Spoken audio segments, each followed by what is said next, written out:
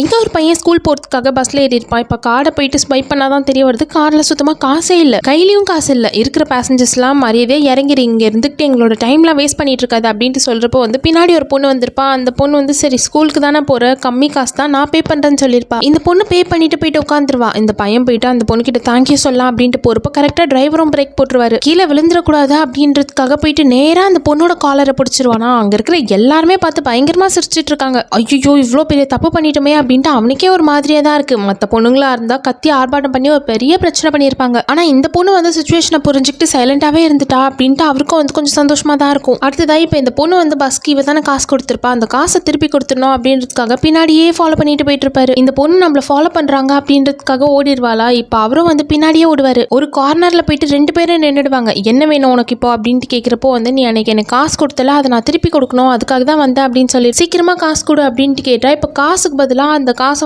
ஒரு கார்டில் வச்சுட்டு அந்த கார்டை மடிச்சு ஒரு லவ் லெட்டர் மாதிரி கொடுத்துருப்பாரு. இந்த பொண்ணுக்கு இதெல்லாம் சுத்தமாக பிடிக்காது. இந்த மாதிரி ஓவரா அட்வான்டேஜ் எடுத்துக்கிறது, என் பின்னாடியே வரது, இந்த வேலையெல்லாம் வச்சுக்காது. நீ காசு இல்லைன்னு கேட்டேன், நான் கொடுத்தேன், அதோடு நிறுத்திக்கணும் அப்படின்னு சொல்லிட்டு போயிடுவா. இப்போ இந்த பொண்ணு பயங்கர போல்டா ரொம்ப ஸ்ட்ராங்கா இருக்கிற ஆள் தான். ஆனா அதுக்கு அப்படியே ஆப்போசிட் தான் இவர், ரொம்ப சைல்டிஷா இருக்கிற பர்சன். இந்த மாதிரி போல்டா இருக்க பொண்ணை பார்த்த உடனே அவருக்கு ரொம்ப பிடிச்சிருக்கும். அதனால இப்போ எனக்கு உன்னோட நம்பர் வேணும் அப்படின்ட்டு போன் இப்படி கொடுத்துருப்பாரு. வாண்டடாவே தான் போனை கீழே போட்டுருவாரு. அந்த பொண்ணு அதை குனிஞ்சு இப்படி எடுக்கலான்ட்டு போறப்போ அந்த பொண்ணுக்கு மேல நிறைய லாலிபாப்லாம் போட்டிருப்பாங்க. இது ஒரு கியூட்டா சைல்டிஷான ப்ரப்போஸ்லாம் இருக்கும் அப்படின்னு நினைச்சு தான் அந்த ஆள் அப்படி போட்டிருப்பாரு. ஆனா அந்த பொண்ணுக்கு அதெல்லாம் பிடிக்கவே இல்லை. இந்த மாதிரி குழந்தைத்தனமா அசிங்கமா பண்ணிட்டு இருக்காது அப்படின்னு சொல்லிட்டு திட்டிட்டு போயிடுவா. அதுல இருந்து இந்த பொண்ணோட போன் நம்பர் எப்படியாச்சும் வாங்கணும், இந்த பொண்ணு கிட்ட பேசிடணும், இவளை எப்படியாச்சும் பேச வைக்கணும் அப்படின்றதுக்காக பின்னாடியே ஃபாலோ பண்ணிக்கிட்டே தான் இருப்பாரு. இந்த கியூட்ன்ற பேர்ல லாலிபாப் கொடுக்கறது, லவ் லெட்டர் கொடுக்கறது, கிட்டார் வாசிக்கிறது அப்படின்னு பண்ணிட்டு இருக்கிறது இந்த பொண்ணுக்கு சுத்தமா பிடிக்க மாட்டேங்குது. ஆனா என்னதான் பிடிக்கலன்னு சொன்னாலும் கண்டிப்பா இவ ஒரு நாள் நம்மள லவ் பண்ணிடுவா அப்படின்றதுக்காக இவரு விடாம பின்னாடியே ஃபாலோ பண்ணிட்டு இருப்பாரு.